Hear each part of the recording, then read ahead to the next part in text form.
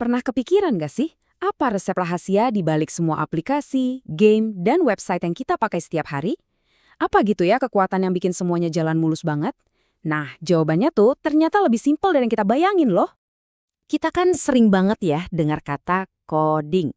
Dan biasanya yang kebayang itu langsung barisan kode yang, wah, rumit dan misterius. Tapi apa benar serumit itu? Yuk kita bongkar bareng-bareng apa sih inti dari coding itu? Jawabannya mungkin bakal bikin kamu kaget. Pada dasarnya, coding itu bukan sihir sama sekali. Anggap aja kayak kita lagi ngikutin resep masakan, tapi yang super duper detail. Dan namanya juga resep, pasti ada bahan rahasianya kan? Nah, di dunia coding, bahkan sebelum kita nulis satu baris kode pun, kita butuh banget bahan utama ini. Algoritma. Gampangnya gini, algoritma itu cetak birunya, sebuah rencana langkah demi langkah. Jadi ini tuh serangkaian instruksi yang jelas, berurutan, buat menyelesaikan sebuah tugas dari awal sampai tuntas. Dan biar makin kebayang, lihat aja resep nasi goreng. Setiap langkahnya, panasin minyak, masukin bumbu, tambahin nasi, itu semua jelas, berurutan, dan logis. Nah ini persis banget sama properti yang mendefinisikan sebuah algoritma. Dan begitu kamu mulai sadar sama pola ini, kamu bakal lihat kalau algoritma itu ada di mana-mana loh. Nggak cuma di dalam komputer. Kita semua ngejalanin algoritma setiap hari. Contohnya, cuci tangan deh. Basahi tangan, pakai sabun, gosok 20 detik, terus bilas. Itu algoritma.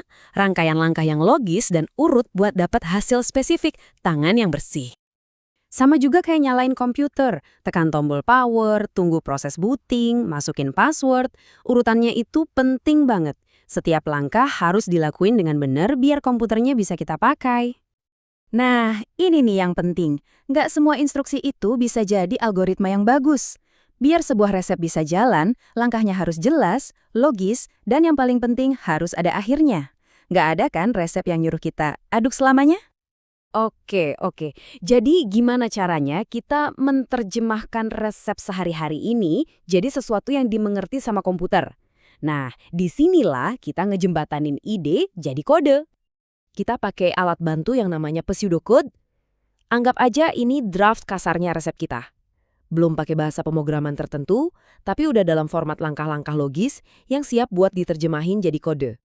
Sebelum kita nulis resep apapun, kita perlu tahu dulu komponennya. Misalnya, buat bikin minuman, kita punya input atau bahan-bahannya, lalu proses yaitu langkah-langkahnya, dan terakhir output, hasil jadinya. Struktur ini adalah dasar dari setiap algoritma. Dari situ barulah kita bisa tulis pseudocode-nya. Lihat deh, terstruktur banget kan? Setiap baris itu perintah yang jelas dan logis, dimulai dari mulai dan diakhiri dengan selesai. Inilah fondasi dari semua coding. Jadi, kenapa sih ini semua penting? Karena dengan memahami algoritma, kita tuh bukan cuma belajar soal coding. Kita lagi melatih sebuah skill yang jauh lebih kuat. Berpikir komputasional. Merancang algoritma itu cuma salah satu potongan puzzle-nya. Ini bekerja bareng pilar-pilar lain, kayak mecah masalah besar jadi bagian-bagian kecil buat bantu kita mecahin masalah kompleks apapun secara sistematis. Pada akhirnya, ini jauh lebih besar dari sekedar coding. Belajar berpikir pakai algoritma itu ngelatih otak kita jadi lebih terstruktur dan logis. Ini mengubah kita jadi pemecah masalah yang lebih baik di setiap aspek kehidupan kita. Jadi, sebagai penutup, saya mau kasih pertanyaan ini buat kamu. Mulai dari bikin sarapan sampai milih rute ke kantor, algoritma apa aja yang udah kamu jalanin hari ini. Kamu mungkin bakal kaget loh, sadar betapa terstruktur dan logisnya hidup kita.